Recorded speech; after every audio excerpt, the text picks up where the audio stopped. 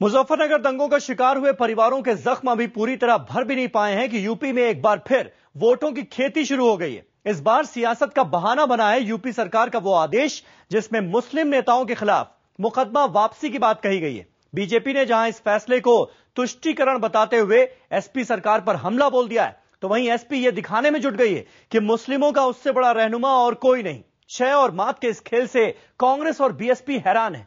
दोनों ही पार्टियों को समझ में नहीं आ रहा है कि वो फैसले का विरोध करें या समर्थन। मसला वोटों का जो है।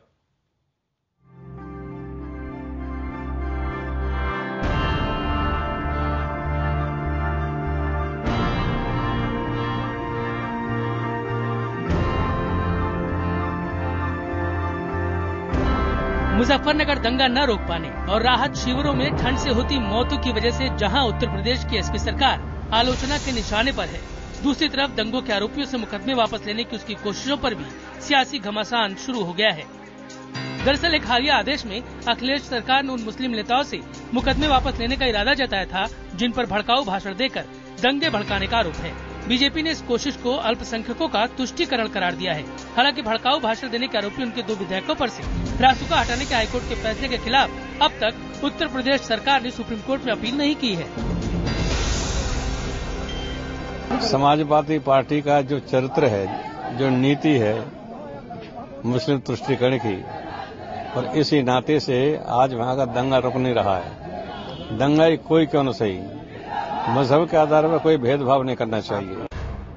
बीजेपी के तीखे विरोध ने समाजवादी पार्टी को खुद को अल्पसंख्यक का सबसे बड़ा हितैषी साबित करने का एक और मौका दे दिया है।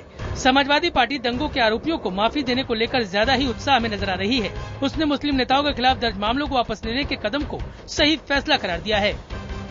जो निर्दोष हैं, जो जेलों में फंसाए गए थे आतंकवाद के नाम पर या किसी और फर्जी केस में, उन सबको हम रिहा करना चाहते हैं। सरकार की लगातार ये नीति है और मुख्यमंत्री जी ने इस ओर काम किया है। मामला मुजफ्फरनगर के मुस्लिम बाहुल्य इलाके खालापार में 30 अगस्त को ही पंचायत का है। 7 सितंबर को दंगा भड़कने के बाद बीएसपी सांसद कादिर राणा, बीएसपी विधायक नूर सलीम राणा, जमील अहमद, कांग्रेस के पूर्व मंत्री सईदुज्जमा समेत 16 लोगों के खिलाफ भड़काऊ भाषण देने के मुकदमे कायम हुए थे। बाद में ज्यादातर आरोपियों ने कोर्ट में सरेंडर कर जमानत पा ली थी। अब इस मामले में प्रशासन की सक्रियता हैरान करने वाली है। दूसरी तरफ लोकसभा चुनाव के मद्देनजर इस मामले को हर पार्टी अपने नफे नुकसान के चश्मे से देख रही है। यूपी में पहले से ही बुरी गत देख रही कांग्रेस ने मामले पर नपी तुली प्रतिक्रिया देकर काम चला लिया है। प्रशासन जो है उसको सही रिपोर्ट देनी चाहिए। जो लोग भी इन्वॉल्व हों उनके खिलाफ अगर मुकदमा बनाए गए हैं तो उसको जारी रहना चाहिए, और अगर निर्दोषों बनाए गए हैं तो वापस होना चाहिए, चाहे कोई भी हो उसके अंदर। जिन आरोपियों से मुकदमा वापस लेने की तैयारी है उनमें से एक कादिर राणा बीएसपी सांसद हैं। नूर सलीम राणा भी बीएसपी से ही विधायक हैं। लिहाजा बीएसपी को ये तय करते नहीं बन रहा कि वो एसपी सरकार के कदम पर चुप बैठे या खुलकर विरोध करे। कल्याण सिंह और मुलायम सिंह की सियासी दुश्मनी देख चुके लोग उस वक्त दंग रह गए थे जब लोगों ने कल्याण और मुलायम की गहरी दोस्ती का नजारा देखा था। ये वो वक्त था जब लोगों को समझ में आया कि सियासत क्या चीज होती है। उत्तर प्रदेश में मुजफ्फरनगर दंगों के बाद एक बार फिर शुरू हो चुकी है ऐसी ही सियासत और ऐसी ही दोस्ती दुश्मनी का खेल। शलभ मणि त्रिपाठी, लखनऊ, IBN 7।